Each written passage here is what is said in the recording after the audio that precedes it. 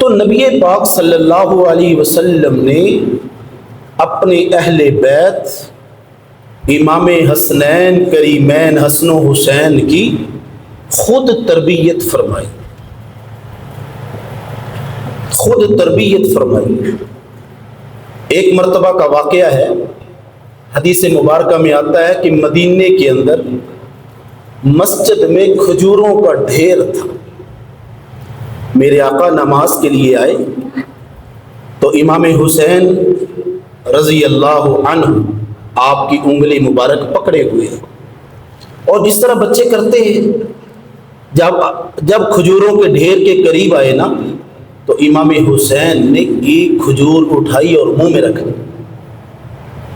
ایک کھجور اٹھائی اور منہ میں رکھ لی۔ تو میرے حضور نے فوراً اپنی انگلی سے، اپنے دستے مبارک سے وہ کھجور باہر نکالی اور فرمایا میرے بیٹے حسین یہ صدقے کی کھجوریں ہیں، اور آپ اہل بیت ہیں، آپ رسول اللہ کے بیٹے ہیں، اور آپ کے لیے صدقہ مناسب نہیں، فوراً کھجور کو باہر نکال دیں۔ یہ آپ کی تربیت تھی۔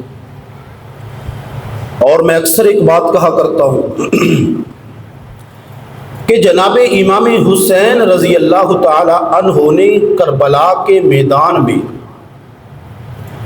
جو بھوک اور پیاس کی حالت میں نماز کو قائم فرمایا، تلاوت قرآن کو قائم فرمایا، اور بھوک اور پیاس کی حالت میں ابن زیاد اور شمر کا مقابلہ کیا، یہ اچانک نہیں ہوا، یہ والدین کی تربیت کا اثر تھا۔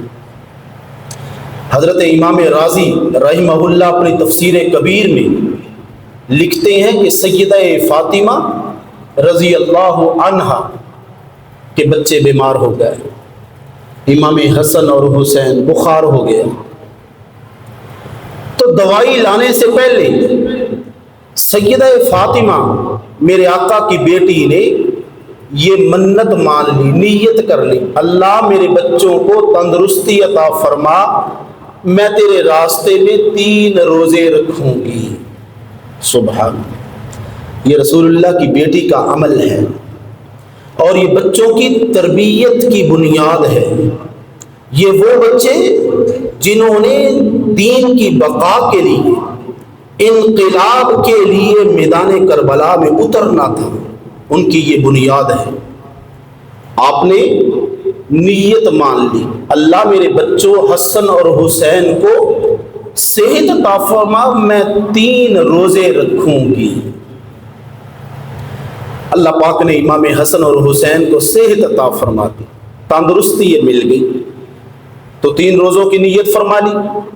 سحری کا وقت ہوتا ہے تو حضرت فاطمہ رضی اللہ تعالی عنہ بیدار ہوئی، تو حضرت حیدر کرار شیر خدا بھی بیدار ہوئے، تو امام حسن اور حسین بھی آنکھ کھولی، 7-8 سال عمر ہے۔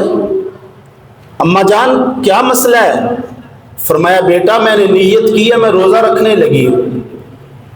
تو حسنین کریمین شہیدین مظلومین عرض کرتے ہیں ماں جان ہم بھی روزہ رکھیں گے۔ بچوں نے بھی روزے کی نیت کی، کھجور اور دودھ سے روزہ رکھا، توجہ ہے نا، کھجور اور دودھ سے روزہ رکھا۔ سارا دن گزر گیا، گھر میں کوئی چیز نہیں تھی۔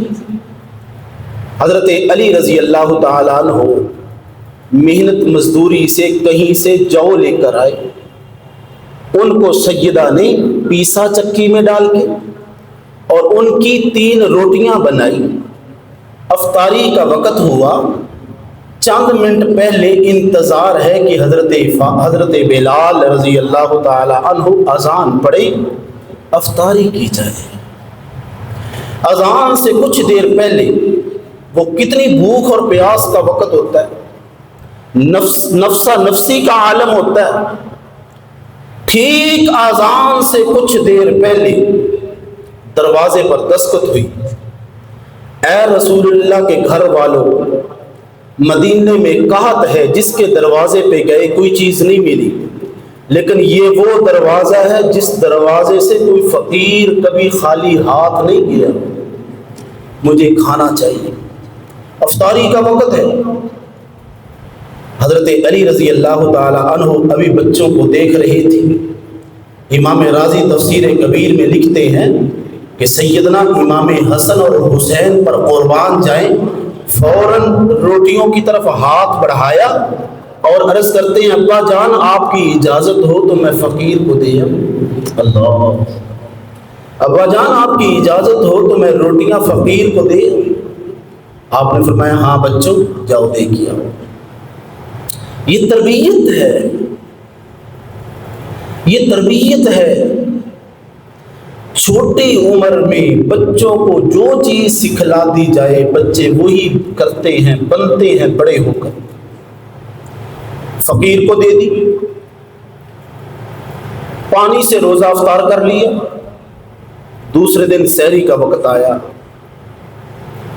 حضرت علی، حضرت فاطمہ، حضرت حسن اور حسین دودھ اور کھجور سے دوسرا روزہ رکھا۔ پھر افطاری کا وقت آیا، ایک یتیم دروازے پہ آیا، یہ گھر والے افطاری کے انتظار میں ہیں، حضرت بلال کی آواز کے منتظر ہیں۔ دروازے پہ دستک ہوئی، اے رسول اللہ کے گھر والوں، یتیم ہوں، مسکین ہوں، کوئی چیز کھانے کے لیے۔ امام حسن اور حسین نے روٹیاں اٹھائی، فقیر کو دی، پانی سے روزہ افطار کر دیا۔ تیسرا روزہ دودھ اور کھجور سے رکھا گیا، اور عصر کے بعد یہ حضرات دسترخوان پہ بیٹھے تھے۔ میرا وجدان کہتا ہے کہ آج تیسرے دن اذان کا انتظار نہیں کر رہے ہوں گے، بلکہ دروازے کی چوکھٹ کی طرف دیکھ رہے ہوں گے کہ اللہ کا مہمان کب آئے گا۔ تیسری افطاری آئی، ایک قیدی دروازے پہ آیا، اے رسول اللہ کے بچوں، افطاری کھانا کھانا ہے، افطاری کا وقت ہے۔ تو بچوں نے سارا کھانا اٹھایا اور قیدی کے سپرد کر دیا، پانی سے روزہ افطار کیا۔ مسجد نبوی میں حضرت حیدر کرار صاحب ذوالفقار علی المرتضیٰ رضی اللہ تعالی عنہ، حسنین کریمین شہیدین مظلومین سیدہ شباب اہل الجنہ اور جنتی پھولوں کی انگلیاں پکڑ کر مسجد نبوی میں تشریف لائے اور مسجد میں آ کر نماز ادا کی۔ ابھی رسول اللہ صلی اللہ علیہ وسلم کو ملے نہیں، میرے آقا نے جب دیکھا نا علی اور حسن اور حسین کے چہرے کی طرف تو میرے آقا مسکرائے، عرض کی یا رسول اللہ آج آپ ہنس رہے ہیں، مسکرا رہے ہیں، خیریت تو ہے؟ میرے آقا نے فرمایا علی تمہیں، میری لخت جگر فاطمہ کو، میرے بچے حسن اور حسین کو مبارک ہو، تم نے جو 3 دن اللہ کے حضور عمل کیا ہے افطاری کے وقت، اللہ بھی راضی ہے، اللہ کا رسول بھی راضی ہے، تمہیں مبارک ہو، اللہ نے پیغام بھیجا ہے، ان لوگوں کو اللہ کا سلام دے دو۔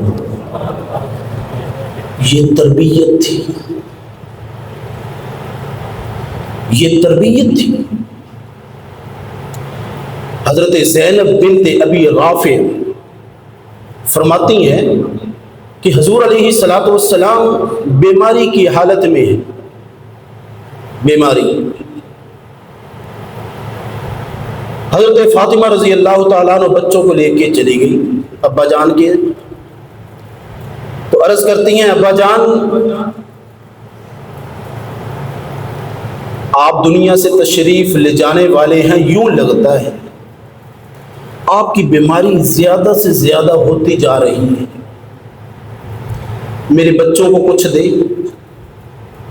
تو حضور کی حالت بہت تکلیف دہ تھی کہ سخت بخار ہے اور سر درد اتنا شدید ہے کہ پٹیاں بھگو بھگو کر آپ کے سر مبارک پہ رکھی جا رہی ہیں، لیکن امام حسن اور حسین کے ساتھ امام الانبیاء، وجہ تخلیق کے کائنات، ہادی کون و مقام، جناب رسول اللہ صلی اللہ علیہ وسلم کی محبت اور پیار کا یہ عالم تھا کہ روایات میں آتا ہے کہ میرے آقا اٹھ کے بیٹھ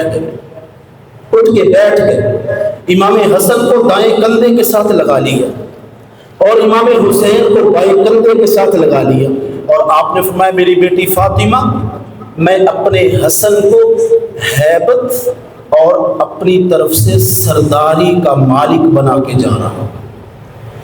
امام حسن کو ہیبت اور سردار بنا کے جا رہا ہوں، اور امام حسین کو جرت اور بہادری اور شجاعت کا امام اور سخاوت کا پیکر بنا کے جا رہا ہوں۔